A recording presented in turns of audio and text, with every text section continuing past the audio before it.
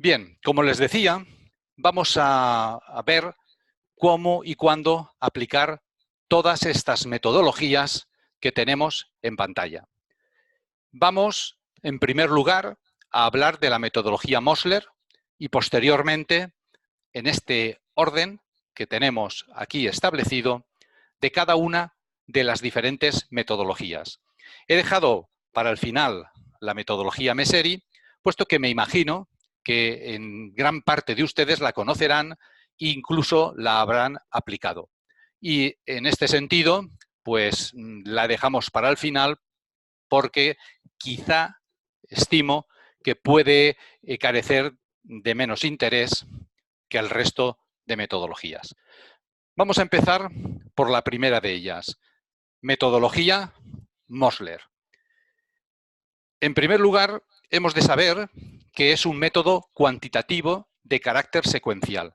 O dicho de otro modo, vamos a cuantificar el riesgo. Vamos a obtener un valor cuantitativo de ese riesgo. De ahí que sea una metodología cuantitativa. Y es de carácter secuencial porque cada fase que vamos a desarrollar del método Mosler, concretamente hay 4 fases, como vamos a ver, se apoya en las fases anteriores. Y estas fases son las siguientes.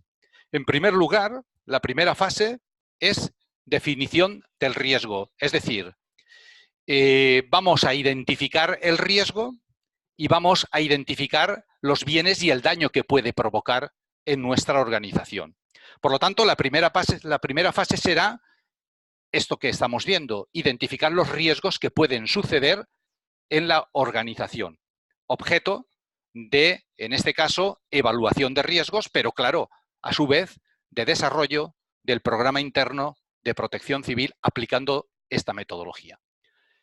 Esta fase va a ser relativamente sencilla porque bastará fijarnos pues, en el mapa de riesgos y en los riesgos propios que se desarrollen en la actividad o en la organización para saber claramente qué riesgos se dan. La segunda fase es una fase descriptiva. Vamos a valorar las consecuencias negativas o daños, si los bienes pueden ser o no sustituidos, qué perturbación y efectos psicológicos pueden producir los daños a la organización, no solamente al personal que trabaja en dicha organización, sino de imagen frente al exterior, a la sociedad. Hemos de tener en cuenta que si la imagen goza de una marca y un prestigio, el verse afectado por un efecto negativo, pues puede perjudicarnos en cuanto a la apariencia, en cuanto a la imagen de marca, etcétera. Vamos también en esta fase a analizar el alcance de los daños, la probabilidad de que el riesgo se manifieste y, por último, la probabilidad de que se produzca el daño. Así pues, paso a paso, dentro de esta segunda fase, lo que haremos será valorar las consecuencias negativas dándole un valor numérico que estará comprendido, tal como estamos viendo, de 1 a 5. Esta fase de valorar las consecuencias negativas le vamos a llamar F y lo entenderemos como los criterios de función. Si las consecuencias o daños pueden ser muy gravemente para la organización, le asignaremos evidentemente valor 5, tal como estamos viendo, y si es o provoca unos daños leves, pues le asignaremos valor 2. Con lo cual, dentro de esta segunda fase, ya tenemos nuestro primer criterio, que es el criterio de función. Vamos ahora, una vez valoradas las consecuencias negativas, es decir, el criterio de función, a valorar si los bienes pueden ser sustituidos o no. Esto es lo que llamaremos criterio de sustitución, S. Igualmente, vamos a asignarle un valor que oscilará entre 1 y 5. Diremos que tiene el valor 1 cuando el bien que ha sido afectado o dañado se puede sustituir fácilmente. Y vamos a darle valor 5 cuando ese bien pueda ser sustituido muy difícilmente. Por ejemplo, si tenemos una inundación y se inunda el despacho y se pierde una impresora, porque se ha estropeado, podríamos decir que el valor que asignaríamos sería 1, porque una impresora es relativamente económica y se puede sustituir con mucha facilidad por otra del mercado de características similares. Esto daría un criterio de sustitución de 1. Ahora bien, si tenemos una cadena de montaje en el que resulta de que esa cadena de montaje pues ha sido diseñada exclusivamente para nosotros y fabricada exclusivamente para nosotros, evidentemente, si se viese afectada por una inundación, sustituir toda la cadena de montaje o parte de la cadena de montaje, pues va a suponernos digamos, unos problemas y va a ser difícil o muy difícil que se sustituya. En este caso, le daríamos valor 5. Por lo tanto, ya tenemos claro dos criterios. El anterior f de función y ahora el criterio de sustitución. Vamos a valorar un nuevo criterio que le vamos a llamar de profundidad. Y vamos aquí a valorar los efectos psicológicos que un daño o una adversidad pueden producir, no solamente digamos, a la plantilla de trabajadores de la empresa, sino incluso pues con relación a las inmediaciones, a otras empresas que puedan ser nuestros proveedores o al contrario nuestros clientes, o la imagen que podemos producir a la sociedad. En este caso, si las perturbaciones que podemos provocar son muy leves, le pondremos valor 1. Si son muy graves, valor 5. Por lo tanto, en el método Mosler vamos a valorar estos efectos psicológicos que podemos producir por las activaciones que se puedan ver afectadas por el siniestro o el percance. A continuación, valoramos otro criterio. En este caso, es el criterio de extensión. Es decir, este criterio es el alcance de los daños. El alcance de los daños según su amplitud o extensión. Esto hará que le asignemos igualmente un valor de 1 a 5 si el alcance de los daños es de carácter individual, local, regional, nacional o internacional. Esto quiere decir que este criterio tendrá un valor variable según normalmente suelen ser de carácter local. Es decir, las organizaciones normalmente suelen tener criterios de extensión de carácter local. Pero podría darse el caso de que pudiese afectar a nivel regional, nacional o incluso internacional. Vamos a ver ahora otro criterio. Criterio que llamamos de agresión. Es decir, vamos a ver la probabilidad de que el riesgo se manifieste. En este sentido, vamos a llamarle agresión. Si la probabilidad es muy baja, el criterio de agresión tendrá valor 1. Si la probabilidad es muy alta, el criterio de agresión tendrá valor 5. Entre 1 y 5 tendremos pues diferentes criterios, valores de los criterios para calcular el riesgo. Y vamos ahora a calcular la probabilidad de que se produzca el daño, que es lo que llamamos criterio de vulnerabilidad. Si la probabilidad de que se vuelva a producir el daño o que se produzca un daño es muy baja, valor 1, muy alta, valor 5. Y entre 1 y 5, y tal como estamos viendo, pues lo tenemos. Claro, todo esto son una serie de tablas pequeñas, pues que de alguna manera, si tuviésemos esta tabla de aquí, sería muy fácil aplicarlo. ¿Por qué? Porque tenemos un riesgo, por ejemplo, inundación, vendríamos aquí y diremos, a ver, criterio de función, pues 4, criterio de sustitución, sin muchas dificultades, 3, criterio de profundidad, pues perturbaciones leves, 2. Es decir, que si nos damos cuenta, es un modo rápido, mediante esta tabla, de acceder a asignar el valor de cada uno de los diferentes criterios. Por lo tanto, lo podemos tener en tablas individuales o bien en una tabla conjunta como la que estamos viendo aquí. Cosa que ya de entrada verán que se simplifica mucho pues, el evaluar un riesgo aplicando esta metodología. Pues bien, hemos digamos, determinado los valores de cada uno de estos criterios y ahora vamos a calcular el riesgo. En primer lugar, vamos a calcular el carácter del riesgo. En segundo lugar, la probabilidad. Y en tercer lugar, cuantificamos el riesgo considerado. ¿Cómo calculamos el carácter del riesgo? Vamos a llamarle C. Y el carácter del riesgo es o va a ser la suma entre la importancia del suceso y los daños ocasionados, tal como estamos viendo, I más D. Ahora bien, ¿qué es I? Hemos dicho que importancia del suceso y no es ni más ni menos, tal como estamos viendo, que el producto de los criterios F de función por el criterio S de sustitución. ¿Qué es D? Daños ocasionados.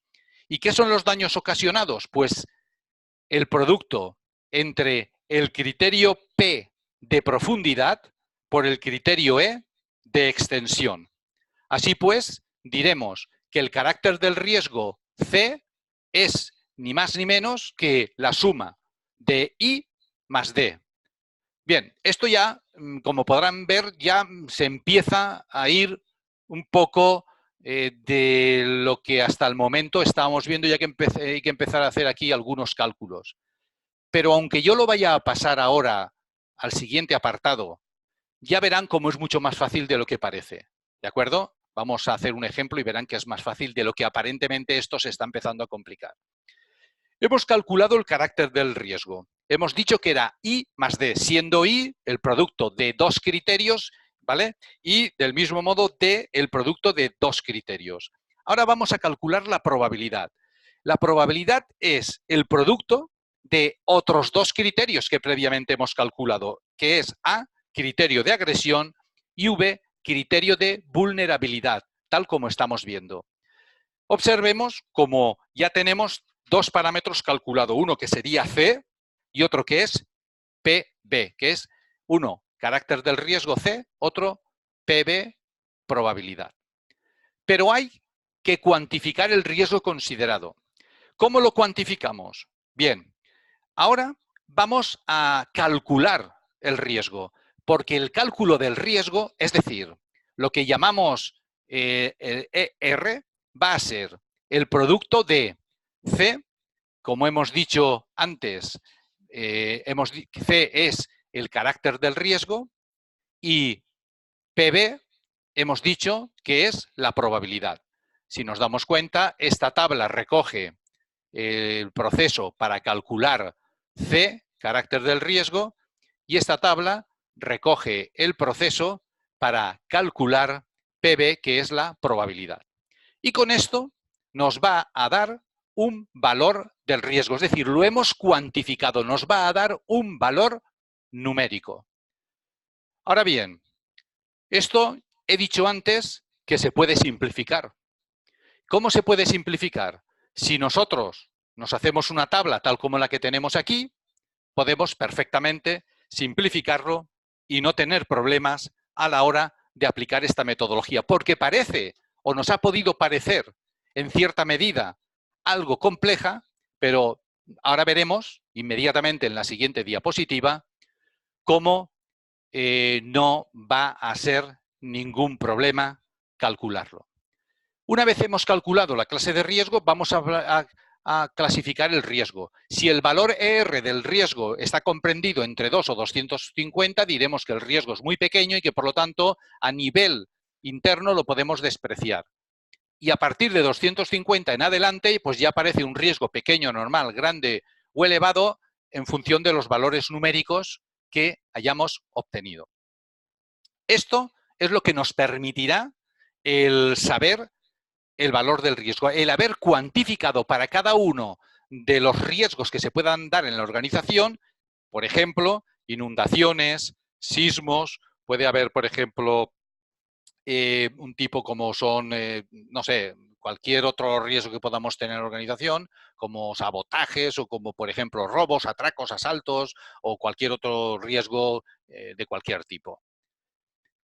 Y, como les había dicho, calcular aplicando el método Mosler, por ejemplo, el riesgo de inundaciones es mucho más sencillo casi de como lo hemos descrito. ¿Por qué? Vamos a fijarnos en todo esto que tenemos aquí. Arriba he reflejado las 6 tablas que nos permiten calcular los criterios. F, S, P, E, A, V. Todos los criterios. Y aquí aparece en la parte de abajo, que es donde nos tenemos que fijar, pues el ejemplo. Entonces, supongamos que vamos a determinar el riesgo de inundaciones. Bien, y entonces voy a fijarme en la última de las tablas, la que, digamos, simplifica la aplicación del método. Me fijo en el valor de función y digo, a ver, los datos estos que yo tengo aquí pueden alterar de forma diferente a la actividad del inmueble y pueden afectarlo muy levemente, medianamente, gravemente. Digo, pues mira, gravemente, 4. Asigno el valor de función de 4.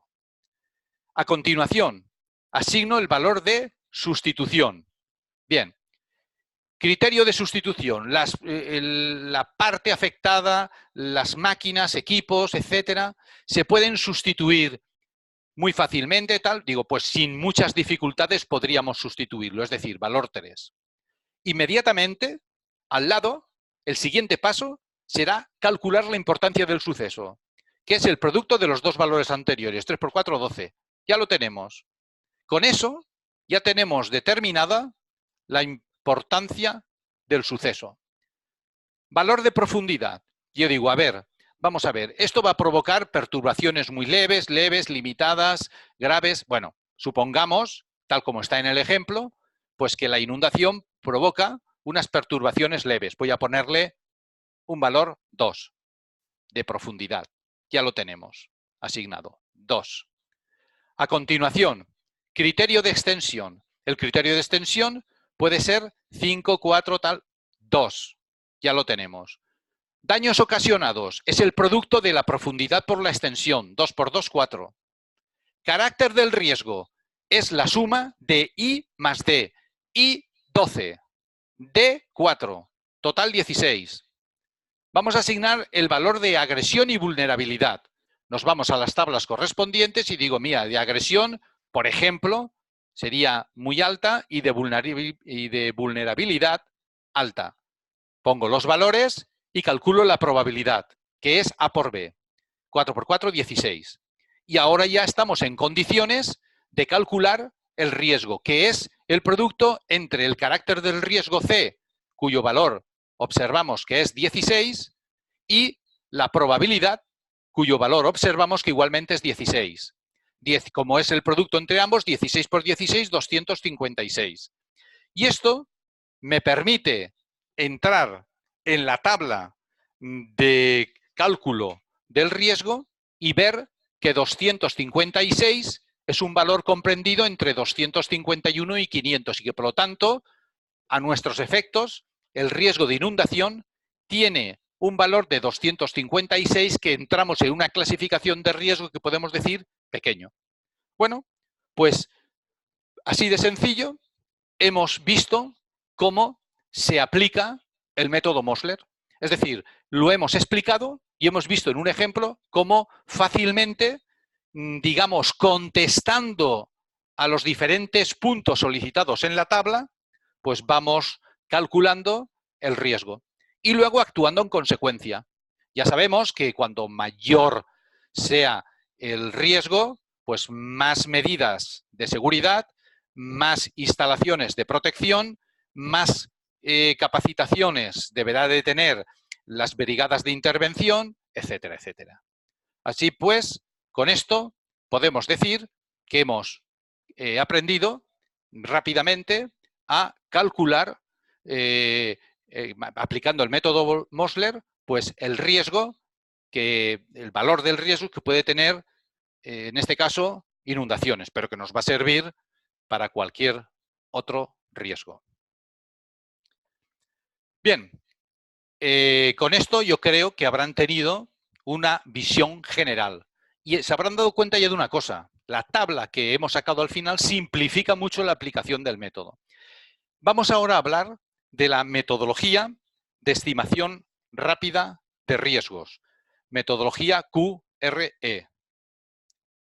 Esta metodología de Quick Rise Estimations Tool es una metodología igualmente que la anterior cuantitativa, es decir, vamos nosotros a cuantificar el riesgo. El propósito de esta metodología es más amplio que la anterior. Es identificar y comprender los riesgos, choques actuales, etcétera, etcétera. No es recomendable utilizar a gran escala, pero se puede utilizar a gran escala. Es decir, cuando hablamos de gran escala, estamos hablando, por ejemplo, a nivel municipal o a nivel, digamos, regional. No, esto es para evaluar el riesgo o los riesgos, ¿vale?, dentro de una organización, pero no es muy recomendable hacerlo a gran escala. O sea, si estuviésemos en un ayuntamiento, una municipalidad, y de repente queremos evaluar el riesgo de todo el municipio, pues claro, no es una metodología apropiada para eso. Es un poco más compleja de aplicar que la anterior, que el método Mosler, aunque al principio nos ha parecido un tanto complejo, no lo es tanto. Vamos a ver. Y es un proceso de participación de múltiples partes interesadas, es decir, que aquí van a intervenir diferentes estamentos dentro de la organización. Se puede hacer un poco complejo por todo eso. Por otro lado, la secuencia de desarrollo del Quick Rise Estimations Tools pues establece 8 pasos, tal como estamos viendo. Esto ya de entrada hace que sea más farragosa de aplicar que la metodología Mosler.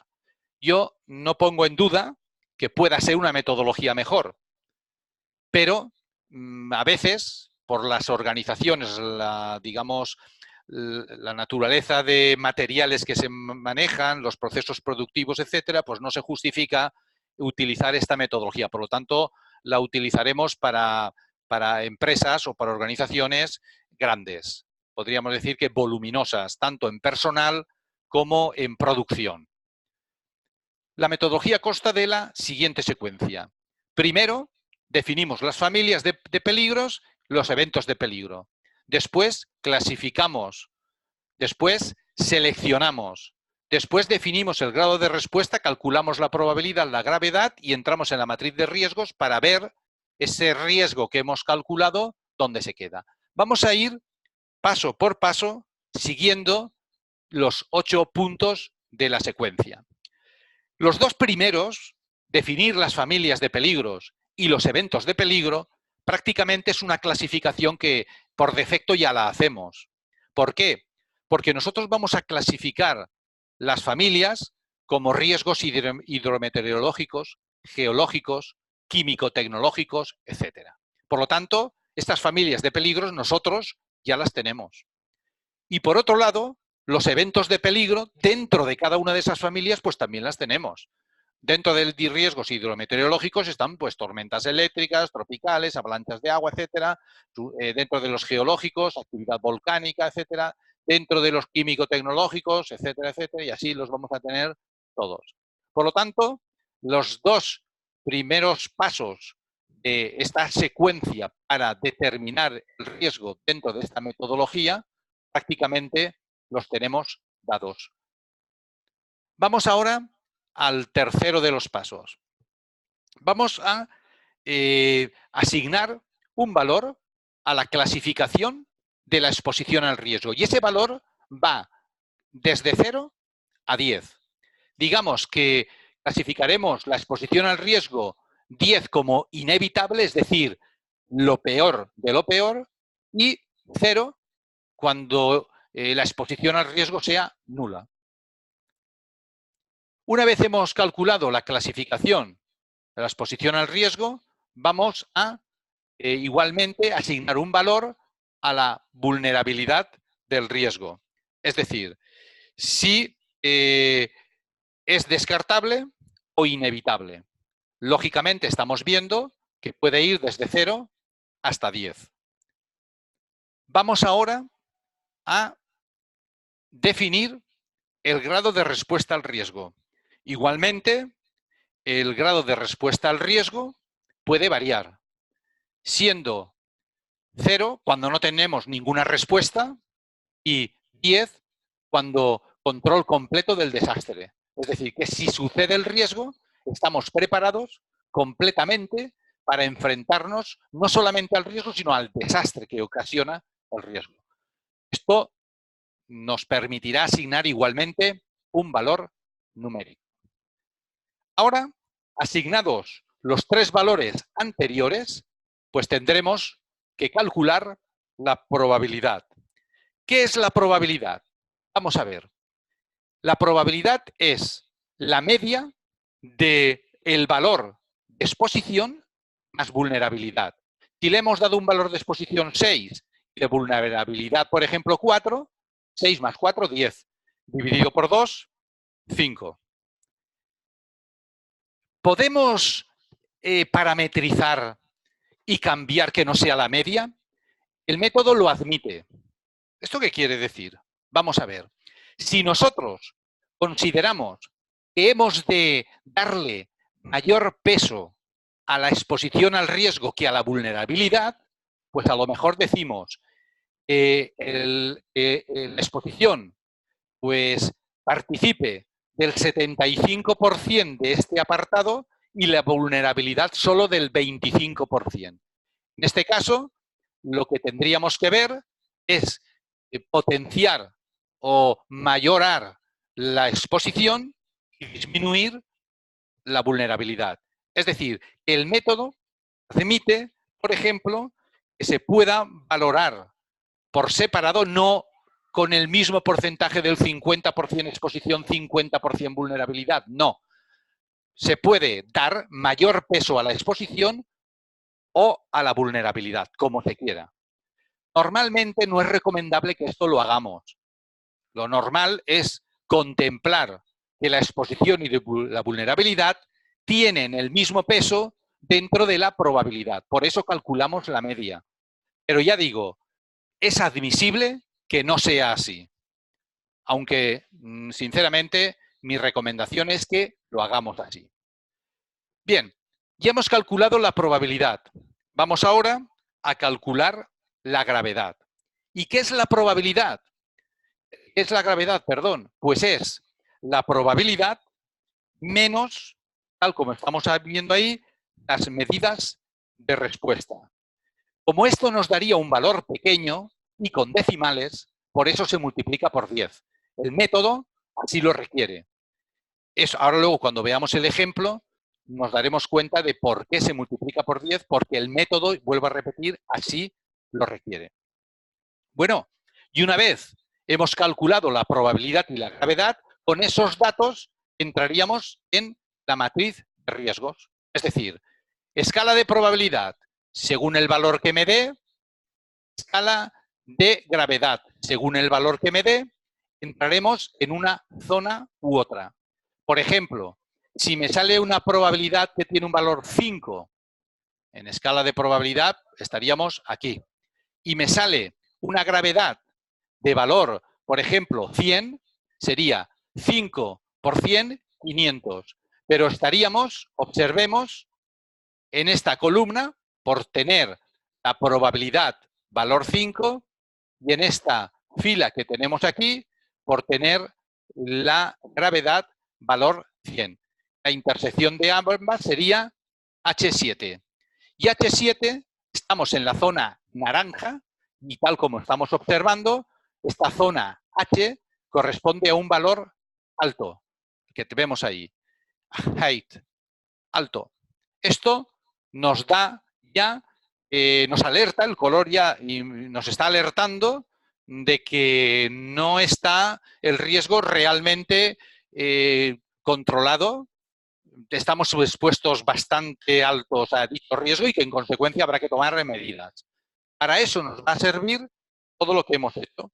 Así pues, ahora lo que vamos a hacer es un pequeño cálculo. Como siempre, vamos a hacer en esta y en todas las metodologías, vamos a hacer un supuesto práctico aplicando este método, que tal como vamos a ver, ya no es tan complejo como inicialmente nos había parecido. Observemos lo siguiente. Tenemos el riesgo de inundaciones. Ahora, el riesgo de inundaciones lo clasificamos con respecto a la exposición.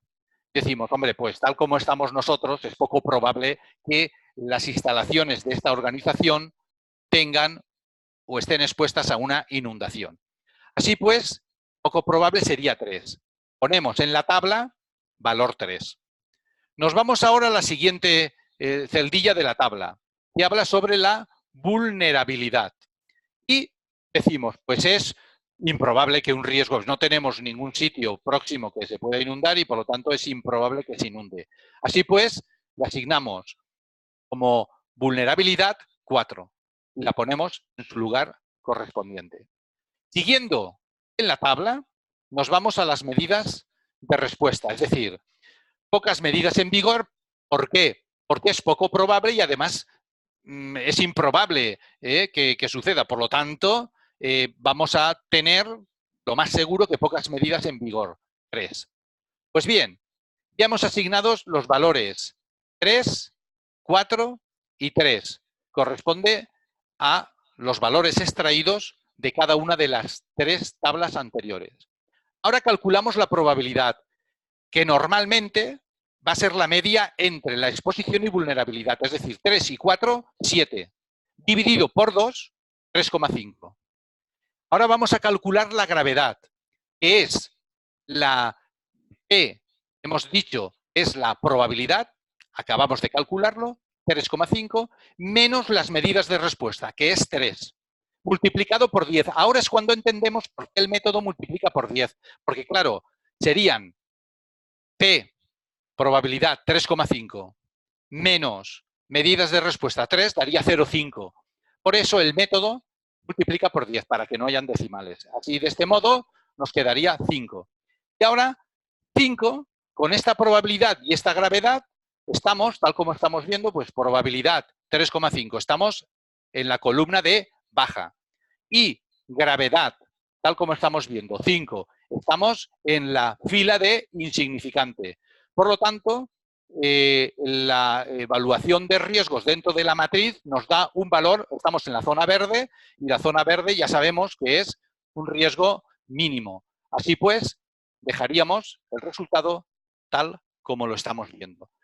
Volvemos a darnos cuenta de que con una tabla de este modo va a ser para nosotros muy fácil calcular aplicando esta metodología. O sea, no vamos a tener ningún problema en entender de dónde sale cada uno de los valores, porque es así de sencillo el planteárnoslo para su cálculo.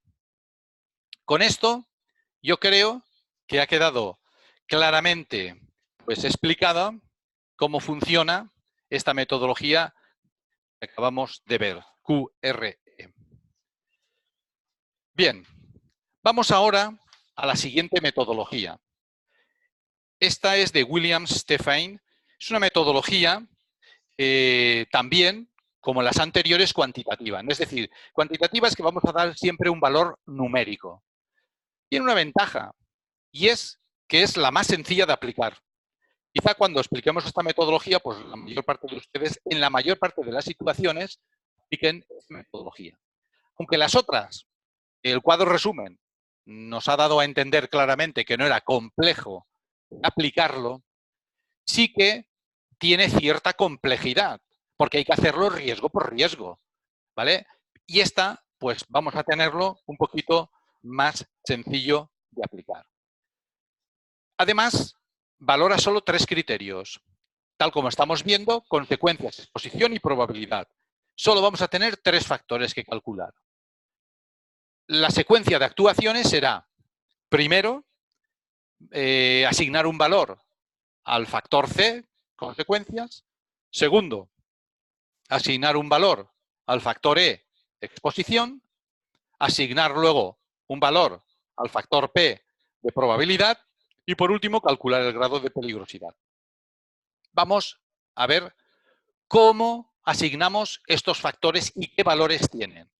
Según la metodología, el factor C es un valor comprendido entre 1 y 100. 1, cuando los daños a las personas son pocos, mínimos o menores, y se trata, en su caso, es decir, en el caso de que los haya, lesiones que no precisan baja médica. Si se trata de bienes, en este caso, suelen ser daños menores. Y el valor 100 lo daríamos cuando, si hablamos de personas, se habrán provocado numerosas muertes, y si hablamos de bienes, pues habrá sido una catástrofe porque a lo mejor hemos perdido la capacidad de la continuación de negocio. Por lo tanto, entre 1 y 100 vamos a asignar el valor del factor C.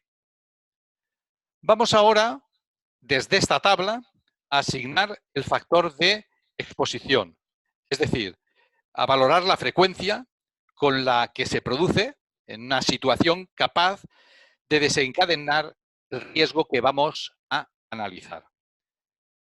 Daremos el valor 0,5 cuando la frecuencia sea remota o rarísima, y daremos el valor 10 cuando la frecuencia sea de forma continuada o se dé muchas veces. Entre 0,5 y 10 tendremos que asignar el valor E. Vamos ahora, por último, a asignar el factor P de probabilidad. El factor de probabilidad, tal como estamos viendo, varía entre 0,3 y 10. Diremos 0,3 para una probabilidad prácticamente imposible y 10 para casi muy probable. Esto significa que ya tenemos los tres factores. Pues bien, el producto de los tres factores me permite calcular numéricamente cuánto vale el grado de peligrosidad. Si da menos de 20, estamos dentro de un nivel de riesgo aceptable, entre 20 y 70 abajo, y a partir de 70 ya estamos en medio alto o muy alto, y habrá que tomar acciones inmediatas.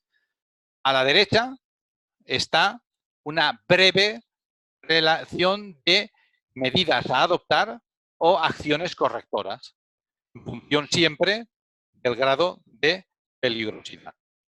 Si ahora hacemos un ejemplo, si vemos, por ejemplo, el método, digamos, Williams-Fines aplicado para el riesgo de inundaciones, pues con una tablita como esta lo vamos a tener todo muy claro. De la primera tabla determinamos las consecuencias, es decir, de la segunda tabla necesitamos, calculamos o asignamos la exposición. De la tercera tabla, la probabilidad. Y el producto de ellos me da el grado de peligrosidad. En este caso, como no es fácil de memorizar 1, 2, 3, 4, 5, sino que los valores son variables, tal como hemos visto, las consecuencias van de 1 a 100, la exposición de 0,5 a 10 y la probabilidad de 0,3 a 10, es decir, para evitarnos problemas, la tabla que nos hemos de construir para evaluar el riesgo tiene que ser una tabla parecida a esta que tenemos aquí. Esto hará que valore, por ejemplo, las consecuencias, es decir, que pueden haber valor 50 porque pueden haber varios fallecimientos, irreparable a varios, etcétera. Eso significa que el riesgo de inundaciones, en el ejemplo que estamos haciendo, lo estamos valorando como que si sucede van a haber incluso víctimas. Pues bien, le asignamos el valor 50.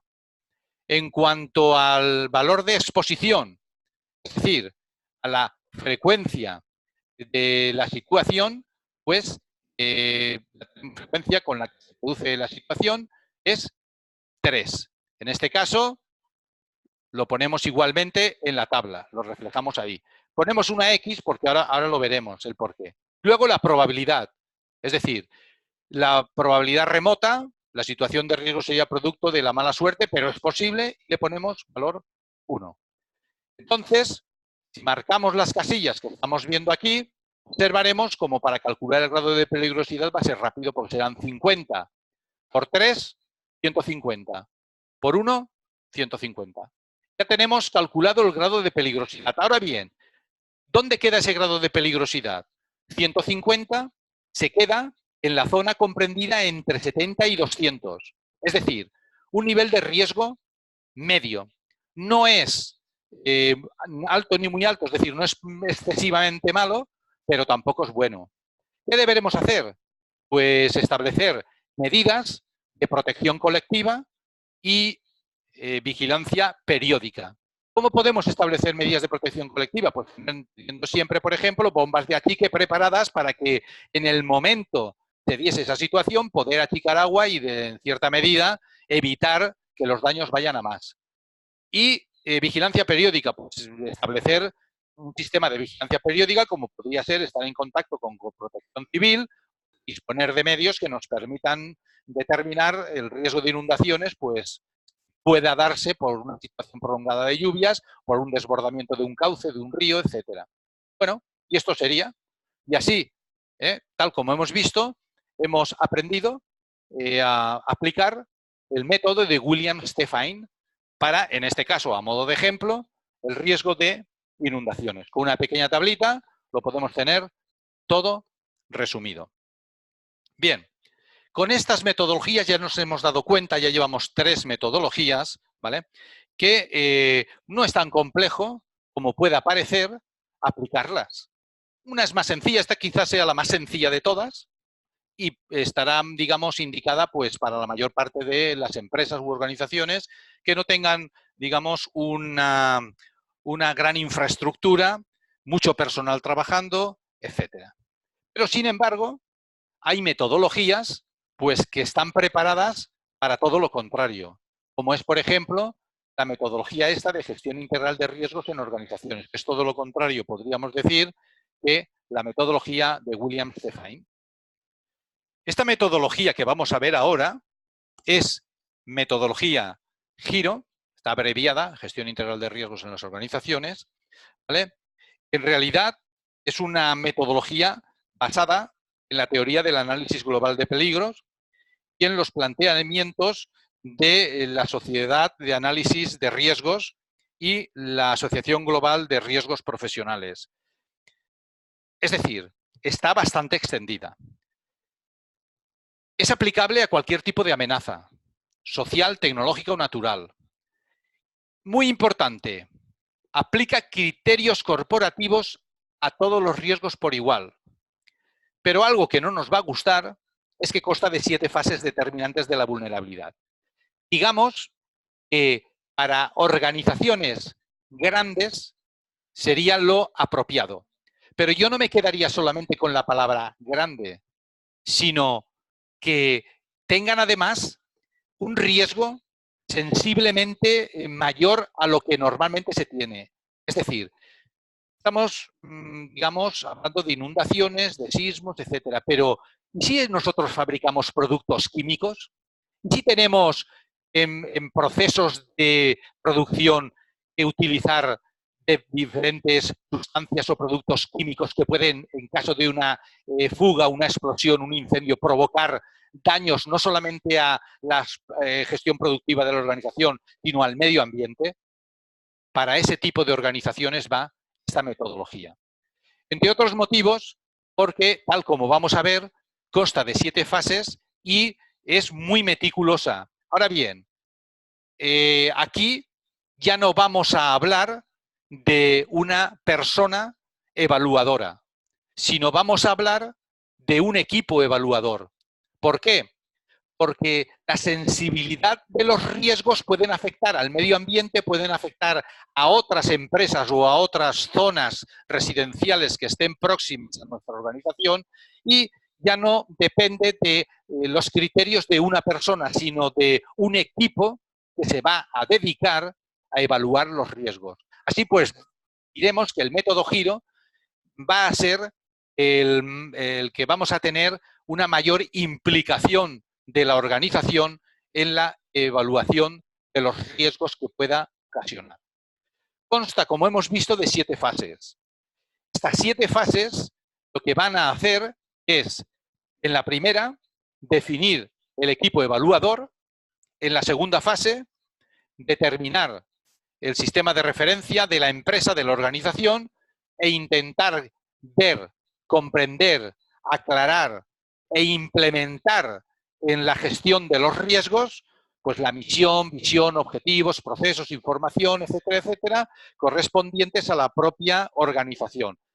Pensamos que, puesto que el método Giro es un método relevante e importante, a las empresas que le vamos a aplicar esta metodología van a tener la ISO 9001 implantada y la ISO 14000, que es la de medio ambiente. Por lo tanto, como partimos de ese principio, habrá que analizar el sistema de referencia que contempla tanto la ISO 9000 como la ISO 14000 al objeto de estar de alguna manera en sintonía y en orden con los criterios establecidos en el documento de políticas de la ISO tanto 9000 como 14000. Bien. Y, evidentemente, hay que, en la tercera fase, determinar los factores de vulnerabilidad. Es decir, nos vamos a quedar solamente en daños económicos, en daños ambientales, en daños operacionales, en daños humanos, en daños informáticos o de servicios, etcétera. Es decir, ¿cuál va a ser la amplitud de los riesgos? Porque a lo mejor en una organización normal no nos preocupan las bases de datos, pero aquí sí que nos pueden preocupar las bases de datos. Por lo tanto, ya estamos hablando antes, desde el primer punto, en la fase 1, que necesitamos un equipo evaluador y, en consecuencia, ese equipo evaluador va, antes de empezar en la fase 4 a identificar y seleccionar las amenazas, comenzando ya el proceso de evaluación del riesgo, a establecer una serie de estudios, de parámetros de referencia y, en este sentido, de fijar, tal como estamos viendo, el alcance de la evaluación de riesgos, hasta qué nivel vamos a llegar, o si vamos a abarcar todos los aspectos, etc. Bien, esto sería las primeras fases, primera, segunda y tercera fase. Observemos como aquí no estamos prácticamente entrando en ninguna tabla, asignar ningún parámetro, ni a ningún valor, ni nada, sino simplemente es reuniones del equipo evaluador previos a empezar la fase 4, deberá de tener claro y habrá perfectamente identificado. Vamos ahora a entrar en las fases 4, 5, 6 y 7, que son prácticamente las que nos van a permitir implementar sería los criterios para evaluar el riesgo. En la fase 4, identificar y seleccionar las amenazas indicando su significancia. Vamos a ver, a modo de ejemplo, hemos puesto robo, asalto, inundación. Ahora vamos a calcular la significancia. ¿Qué va a ser la significancia? La significancia va a ser, tal como estamos viendo, el producto entre el tamaño relativo de la amenaza, 3, 2 o 1, y la capacidad de generar daño, 3, 2 o 1. Por lo tanto, lo tenemos muy claro. La significancia la vamos a asignar y calcular rápidamente. Por ejemplo, robo, tamaño relativo de la amenaza, medio, asignamos valor 2. Capacidad de generar daño, 3, ponemos como significancia 2 por 3, 6. El asalto, tamaño relativo de la amenaza, bajo. Capacidad de generar daño, media, 1 por 2, 2. Inundación, tamaño relativo de la amenaza, 3. Capacidad de generar daño, 3.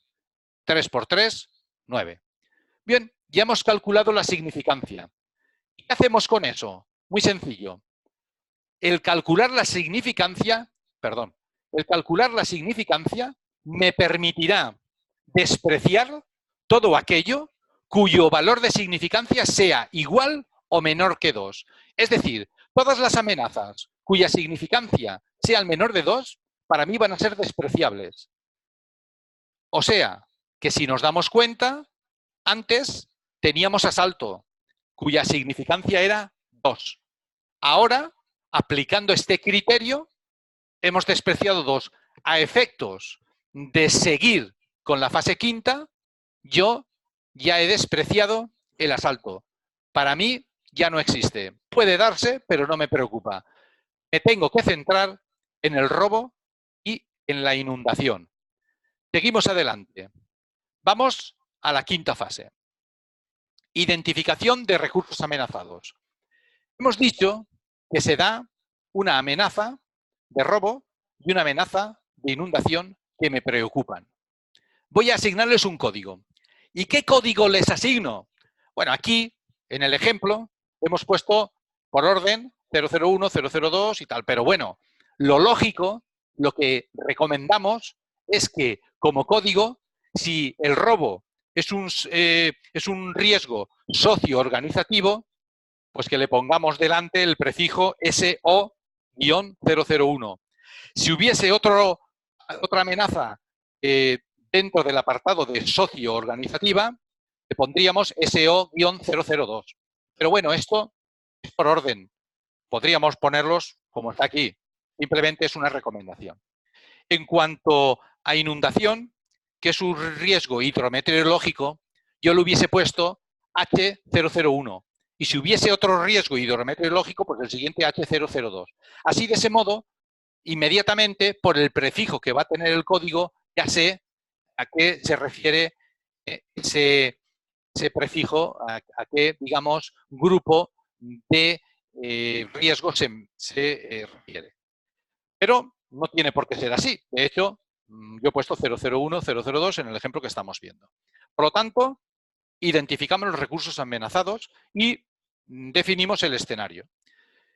En este caso, ¿cuándo se dará el robo? Pues en el envío de mercancías. ¿Y cuándo se dará la inundación? Pues durante el periodo de lluvias de octubre a diciembre y afectando principalmente al almacén. Bueno, ya lo tenemos. Luego, en este caso hay dos riesgos y ha sido rápido. Si tuviésemos 15 riesgos, pues la cosa hubiese podido el equipo evaluador tenerla en discusión y haberlo luego después clasificado con respecto a la siguiente. Pero bien, seguimos. Sexta fase. Definición del nivel aceptable de riesgos. Vamos a ver. La tabla de la matriz de vulnerabilidad es esta. Ahora, nosotros, y tal como estamos viendo, vamos al riesgo a asignarle unas consecuencias y una frecuencia. Pero antes hemos de decir si esta es la matriz de vulnerabilidad que queremos adoptar. En este sentido, la metodología Giro admite variaciones con respecto a la matriz de vulnerabilidad propuesta por el método. ¿Qué quiere decir esto? Quiere decir que como hay un equipo evaluador, el equipo evaluador puede decidir que esta matriz no se ajusta exactamente a las situaciones que se puedan dar en la organización. Y entonces dice, vamos a ponerle insignificante 1, marginal 2, grave 5, pero crítico le vamos a dar 25, desastroso vamos a darle 50 y catastrófico el valor 100. Puede hacerlo. No es recomendable, porque no es recomendable salirnos de, digamos, los procedimientos habituales de trabajo, pero se puede dar el caso. En este caso, yo supongo que no. Y por eso exponemos esta matriz de vulnerabilidad en la cual, si las frecuencias van de 8 a 1 y las consecuencias de 50 a 1, el valor máximo será 50 por 8, 400, que es el que tenemos marcado ahí. Esta sería nuestra matriz de vulnerabilidad numérica. Pero hemos de calcular, porque el método así lo requiere, la matriz de vulnerabilidad porcentual. ¿Cómo la calculamos? Si han habido variaciones en las consecuencias, es decir, valores catastróficos que el de 50 le hemos puesto 100, el desastroso le hemos puesto 50 y el crítico le hemos puesto 25, pues entonces no se ajustarán a 400, sería 100 por 8, esto valdrá 800, etcétera, es decir, cambiarán. Pero si hemos seguido los criterios por defecto que propone la metodología, el valor mayor de todos es el de 400, es decir, 8 por 50, 400. Y como ahora queremos poner el valor de la matriz de vulnerabilidad porcentual, pues entonces lo que hacemos es lo siguiente, decir que el valor 400 es el valor mayor de todos y para nosotros va a ser el 100%. Y el resto, ponderarlo con respecto a este 100%. Es decir, esto sería el 85, el 87,5, el 75, el 50, etcétera. Es decir, que poco a poco, pues, hemos construido la misma matriz anterior, pero en lugar de valores numéricos, aquí la tenemos con valores porcentuales. De hecho, esta va a ser la matriz de vulnerabilidad porcentual. Si utilizamos por defecto los valores que propone el método, pues estos serían las matrices normales, no hay que calcular nada. Si cambiamos las frecuencias o las consecuencias, los valores numéricos de ellas, habrá para nuestra organización calcular la matriz de vulnerabilidad y luego posteriormente, a partir de la matriz de vulnerabilidad, desarrollar la matriz de vulnerabilidad porcentual. Si no los cambiamos, esta matriz sirve. ¿Y ahora qué hacemos? Vamos dentro de la fase 5 al siguiente paso. Determinar la aceptabilidad del riesgo para la organización. ¿Qué entendemos como equipo evaluador en la organización que va a ser aceptable? Por ejemplo, del 0 al 5% de riesgo lo vamos a considerar como aceptable, o del 0 al 15, o del 0 al 10, o del 0 al 25, como queramos. Este como queramos, ¿qué quiere decir? El equipo evaluador puede variar la aceptabilidad del riesgo para la organización. No tenemos por qué quedarnos con estos valores. Estos son unos valores por defecto.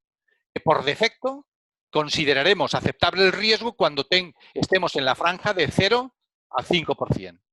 Consideraremos el riesgo tolerable cuando estemos en la franja del 5,01% al 25%. E inaceptable cuando sea superior al 25%.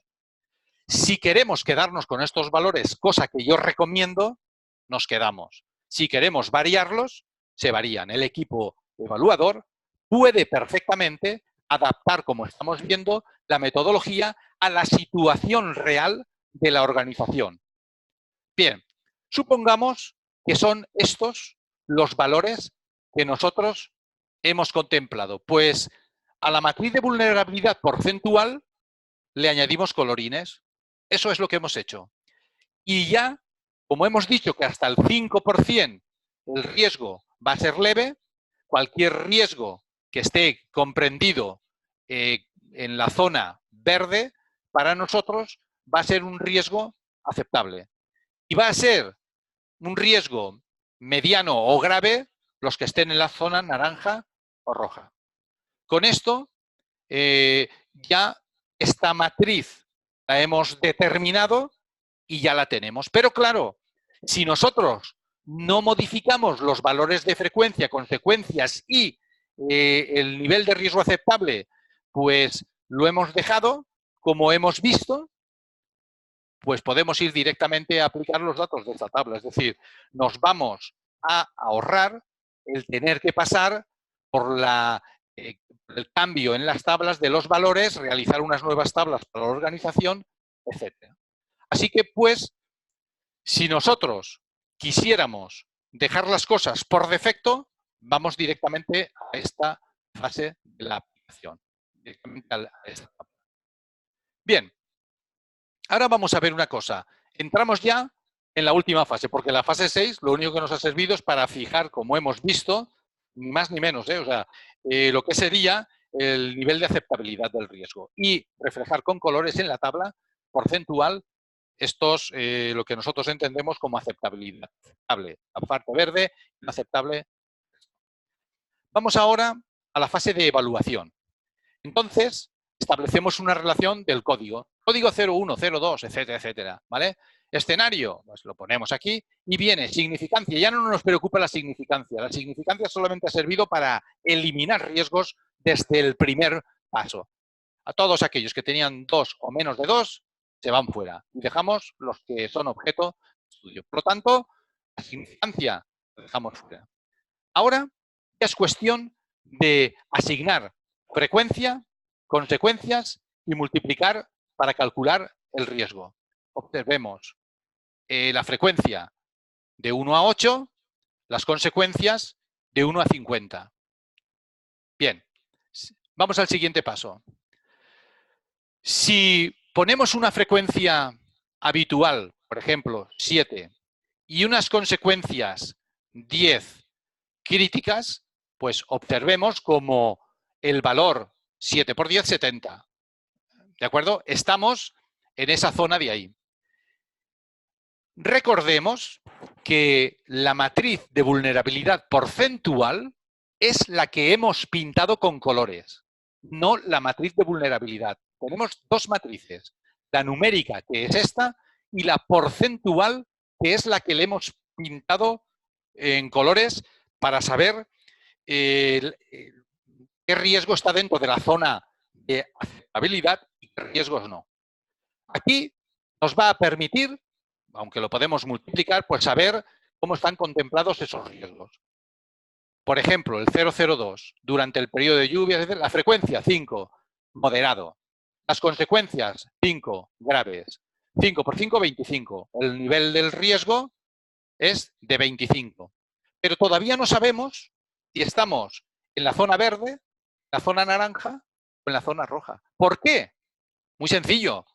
Porque aún aquí no hemos aplicado la vulnerabilidad, el porcentaje de vulnerabilidad que le damos. Y hemos dicho que por defecto de 0 a 5 para nosotros será aceptable y para más de 5 no.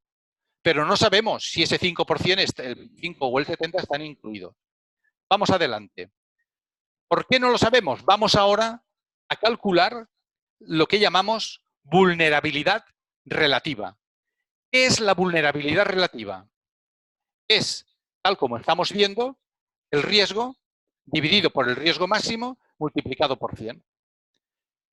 En este caso, como el riesgo máximo, de los dos que vemos, el máximo es 70 y el otro es 25. Estamos hablando de vulnerabilidad relativa y, por lo tanto, el máximo, que es 70, para nosotros será el 100%. Y el siguiente, aplicamos la expresión riesgo 25. A continuación, dividimos por el riesgo máximo, que son 70, multiplicamos por 100 y me da una vulnerabilidad relativa del 35,71. Ahí las tenemos. Si nos damos cuenta, mirándolo aquí abajo, tenemos vulnerabilidad relativa en el envío de mercancías 100%, como hemos visto antes, y durante el periodo de lluvias el 35,71. Repito, ¿de dónde sale la vulnerabilidad relativa? La máxima le asignamos el 100%. Y a partir de ahí calculamos el resto. Si hubiesen habido 10 códigos, el máximo de todos sería el 100%. El resto de los códigos van en función de ese 100%. Se calculan. ¿Cómo? Conforme hemos calculado el código 02, aplicando tal como vemos esta expresión que tenemos ahí. ¿De acuerdo? Esa expresión que tenemos ahí es la que nos va a permitir calcular la vulnerabilidad relativa. La reflejamos en su lado, en su columna, y vamos ahora a calcular la vulnerabilidad marginal. ¿Qué es la vulnerabilidad marginal? Es la vulnerabilidad relativa recién calculada menos la aceptabilidad. Aceptabilidad hemos dicho que era hasta el 5%. Por lo tanto, la vulnerabilidad marginal será, en el primer caso, 100%, aquí la tenemos, menos 5%, 95%. Luego la vulnerabilidad marginal será 95%. Y en el segundo caso, 35,71, menos 5%, 30,71. Ahí la tenemos. Observemos. Vulnerabilidad relativa, se asigna. Calculamos la vulnerabilidad marginal, se asigna. Y ahí lo tenemos ya todo. Ahí lo tenemos. Es decir, 7 por 10, 70. Con una vulnerabilidad relativa del 100% y marginal del 95%. Y observemos como tanto la vulnerabilidad relativa como la vulnerabilidad marginal están dentro de la zona de riesgo grave o muy grave. En el primer caso, con 95%, es la peor de todas, y en el segundo caso, con un 30,71%. Observemos como el 30 lo tenemos aquí, ¿de acuerdo? Y estamos casi invadiendo la zona mediana, no la peor de todas, pero tal como sale está en la peor de todas. Ahora, ¿qué hacemos con estos datos? Bueno, pues con todos estos datos que nosotros hemos hecho aquí, lo único que tenemos que hacer es, tal como estamos observando, calcular las vulnerabilidades relativas y marginales y a partir de ahí decidir, o bien basándonos en las vulnerabilidades relativas, o bien basándonos en las vulnerabilidades marginales, o bien entre ambas. Así nos permitirá establecer una clasificación de los riesgos. Mi recomendación es que lo hagamos con respecto a las vulnerabilidades marginales, que nos permitirá luego, posteriormente, tomar acciones, medidas, instalaciones de protección, entrenamiento de brigadas, dotaciones que van a tener estas brigadas, etcétera, para enfrentarse a los riesgos. En este caso, el 002 era el de inundaciones, que se dará durante el periodo de lluvias. Y, evidentemente, actuar ya de inmediato en la que tiene una vulnerabilidad marginal tan grande, que es del 95%. Eso es casi lo máximo. Estamos en lo peor que nos puede pasar. Por lo tanto, actuar ya de inmediato en el envío de mercancías que se provocan robos. ¿Cómo? Pues actuando en la prevención, es decir, controlando mejor todos los productos, controlando mejor al personal, dotando de instalaciones de protección contra el robo. O sea, es decir, nosotros, como equipo evaluador, hemos detectado una prioridad de actuaciones que luego, en consecuencia, nos permitirá, como equipo evaluador, no, ojo, que aquí ya no es una persona, es un equipo, vuelvo a repetir, ese equipo establecer una serie de discusiones para entablar cuáles serían las medidas a adoptar y proponerlas a la organización. Y con eso hemos visto la metodología Kiro, que como nos acabamos de dar cuenta, pues es quizá la más compleja de aplicar de todas las que hemos visto. Solo se justificaría en el caso de grandes organizaciones en las que además se puedan tener, por ejemplo, riesgos medioambientales graves, riesgos al resto de la población graves, etc. Seguimos. Vamos con la última de las metodologías. La hemos dejado para el final porque muy probablemente casi todos ustedes la conocerán porque ya se aplicaba antes incluso de los nuevos términos de referencia. Por consecuencia, pues por eso la hemos dejado para el final. La metodología Messeri es un método igualmente cuantitativo. Observemos como todas las metodologías son cuantitativas. Es decir, el resto de las estimativas, estas que, ahí el riesgo puede ser, pues me parece que está basado en informes, en asesoramientos, en tal, claro, este tipo de metodologías, luego es muy difícil, son difícilmente defendibles. Los criterios extraídos de ellas son difícilmente defendibles. Sin embargo, los métodos cuantitativos son muy comparativos entre ellos porque es un valor numérico lo que va a identificar, en definitiva, al riesgo. En este caso, al incendio. Para aplicar la metodología de riesgo de incendio, pues vamos a considerar dos aspectos. Por un lado, factores generadores o agravantes del riesgo de incendio, es decir, todo aquello que genera o agrava en caso de que se dé la situación de riesgo de incendio, y vamos a valorar también todos los que reducen y protegen frente al riesgo de incendio, es decir, los que están a favor de protegernos, como son las instalaciones, el entrenamiento, disponer de evacuación, etcétera. Mientras que los generadores de agravante pues van a estar materiales combustibles de la construcción, etc. Lo que debemos hacer es realizar una inspección visual al edificio completo. Porque ahora veremos cómo se van a tocar todos los puntos del edificio, empezando por su estructura, materiales de su construcción, la cubierta, los procesos productivos y los materiales que se utilizan en los procesos productivos, etc. Por lo tanto, deberemos realizar una inspección visual. Lo que vamos nosotros a hacer es valorar estos factores generadores u agravantes de tal manera que, tal como vemos en la expresión, aquí abajo para calcular el valor del riesgo, lo multiplicaremos por 5 y los dividiremos por 129. A esto le sumaremos los factores reductores o protectores, multiplicándolos por 5 y dividiéndolos por 30 y calcularemos así el valor del riesgo. Por lo tanto, el valor del riesgo será 5/129 de X, factores generadores o agravantes, y 5/30 de Y, de factores reductores y protectores. Con eso ya lo tenemos. ¿Qué factores vamos a analizar? Factores de construcción, creo que hemos dicho, factores de situación, factores de proceso u operación, factores de valoración económica de los bienes, factores de propagabilidad. Luego, instalaciones de protección como factor reductor y organización que tenemos interna frente a los incendios. Vamos a ver cómo lo hacemos todo eso. Mi consejo, una tabla de este tipo. Observemos qué hacemos en la tabla de este tipo. Aquí, primero la voy a pasar por encima, porque para calcular los valores X, claro, no cabe, porque es una tabla bastante larga. Vamos a valorar, por ejemplo, factores de construcción. Y tenemos 4 parámetros que valorar. Factores de situación. Y tenemos 2 parámetros. Pero también hay factores de procesos, actividad. Tenemos 5 parámetros que evaluar. También tenemos parámetros de concentración. También lo vamos a ver. Y también dentro de factores generadores o agravantes, factores de destructibilidad y factores de propagabilidad.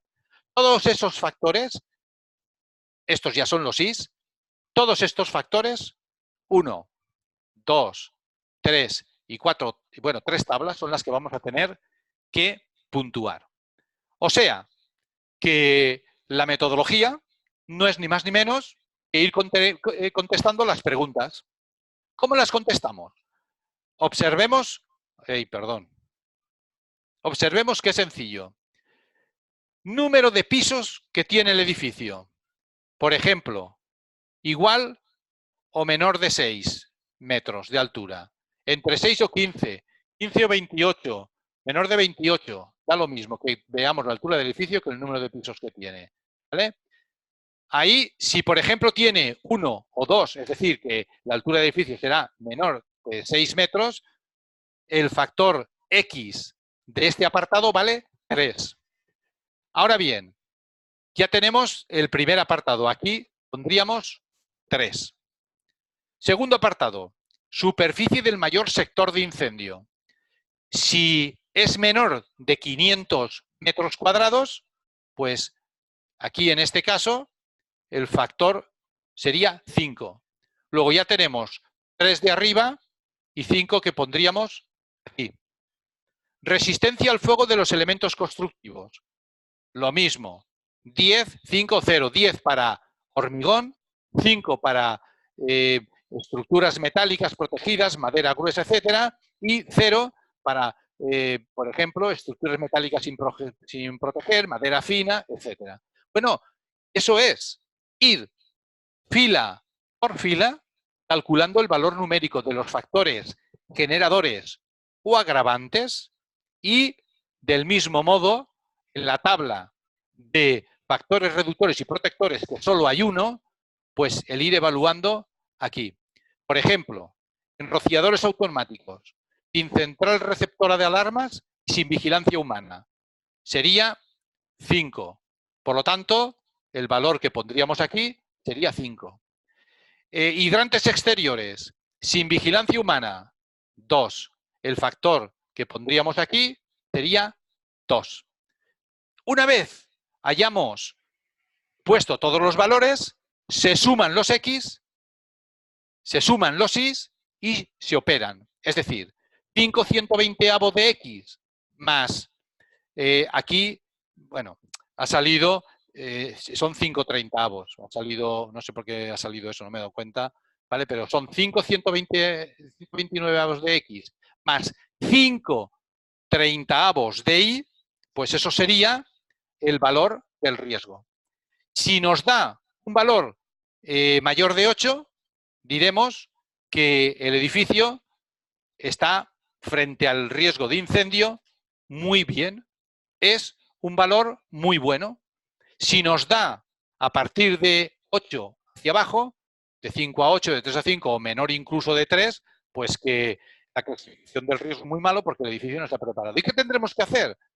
Mejorarlo. ¿Y cómo lo mejoramos? Pues como evaluador, la propuesta de una serie de parámetros como son mejorar las instalaciones, disponer de vías de evacuación, colocar señalización, etcétera, y luego posteriormente reevaluaríamos de nuevo para calcular con los nuevos valores ofrecidos a la empresa para que haga cambios en las instalaciones, en la organización, etcétera, para entrarlo dentro de un valor, yo diría que de 5 en adelante, hacia arriba.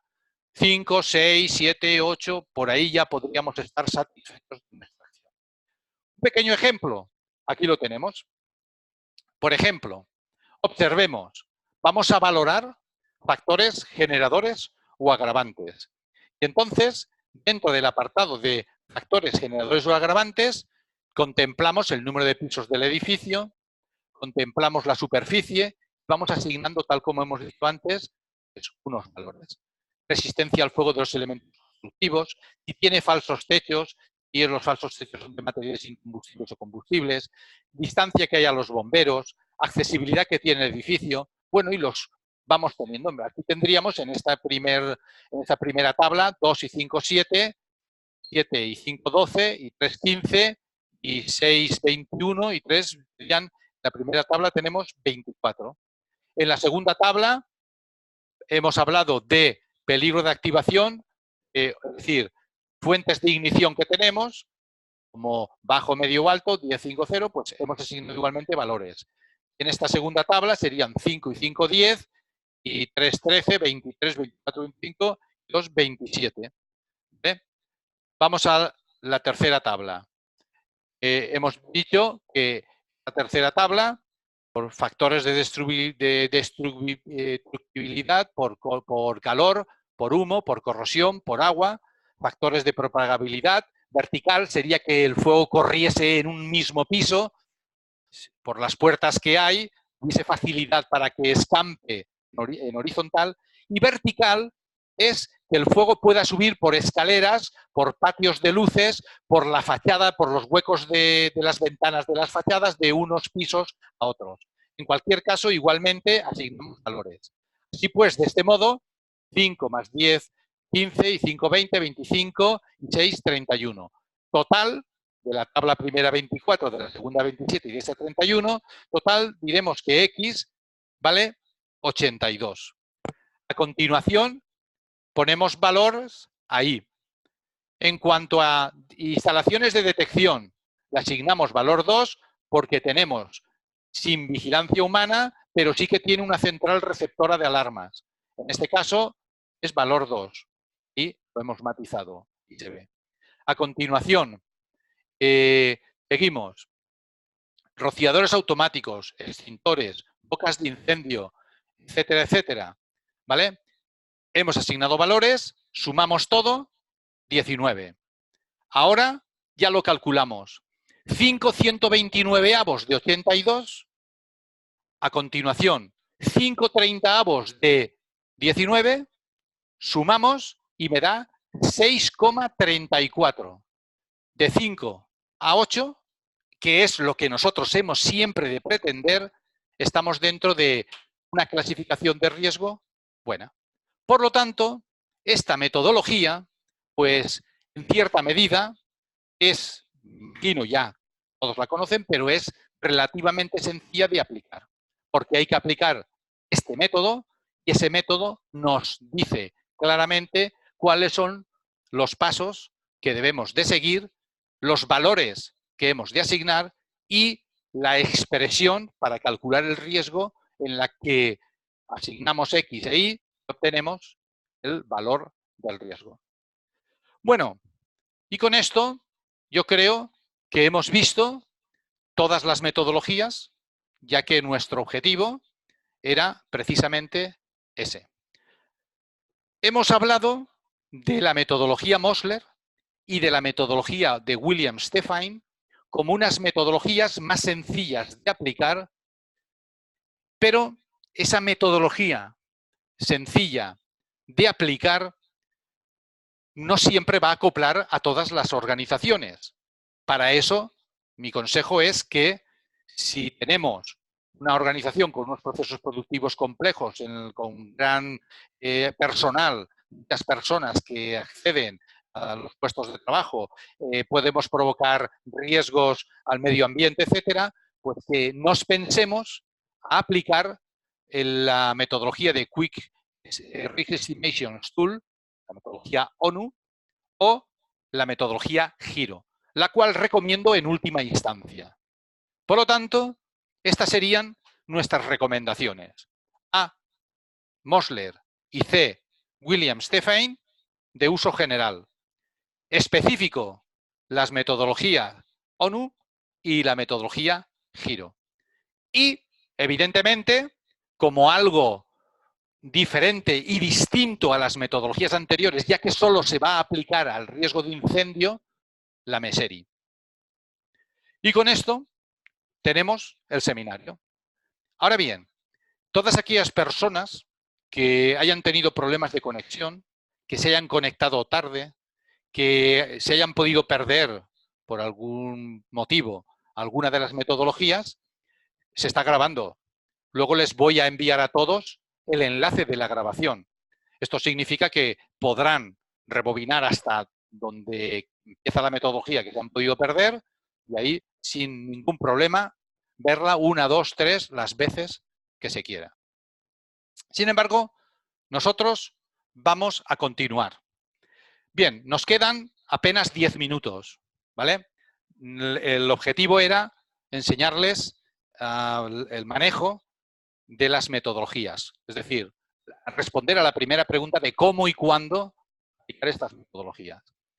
Nosotros, como bien he dicho al principio, somos una empresa que tenemos diferentes soluciones de software.